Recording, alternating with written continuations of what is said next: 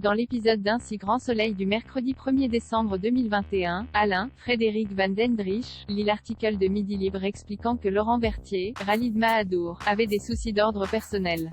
Il soupçonne Elisabeth Christelle Labaude d'avoir dévoilé l'adultère de Marion, Esther Van Dendrich, à la presse, mais la directrice générale d'Aussi affirme qu'elle n'a rien à voir là-dedans. Elle comprend que Guilhem, Manuel Blanc, est celui qui a livré l'information aux médias, ce que ce dernier ne nie pas. Il lui explique que face à Berthier, il est nécessaire qu'elle joue toutes ses cartes. Marion est convoquée au commissariat. Alex, Benjamin Bourgois, lui pose des questions sur sa relation avec Laurent. La jeune femme admet avoir eu une relation avec un autre homme, mais assure que cette crise l'a finalement rapprochée de son mari. Alex lui demande le nom de son amant. Marion refuse de le lui donner, mais Alex lui fait savoir qu'il finira par l'avoir, avec ou sans son aide. Laurent, lui, vit très mal les révélations de Midi Libre. Il appelle Elisabeth et l'accuse d'avoir parlé à la presse, mais la patronne lui assure qu'elle n'a rien fait de tel. Berthier décide de retirer sa plainte et demande à Elisabeth une rupture conventionnelle. En apprenant la nouvelle, Alain accuse Elisabeth d'avoir manipulé Berthier. Le couple se dispute, et Alain quitte Le soir venu, il envoie un message à Elisabeth pour la prévenir qu'il ne rentrera pas pour dormir. En voyant l'air contrarié de sa mère, Arthur, Auguste Pivon, vient la réconforter et lui promet d'être là pour elle.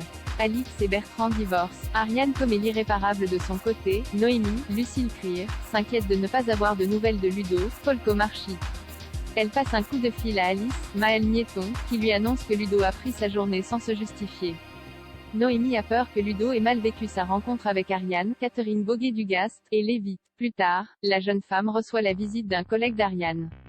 Celui-ci lui confie que Ariane traverse une période difficile et demande à Noémie de faire des efforts avec elle. Noémie accepte, mais souligne que les efforts doivent être réciproques. De son côté, Ariane reçoit une lettre anonyme détaillant tous ses rendez-vous avec Ludo. Le Corbeau lui réclame 2000 €.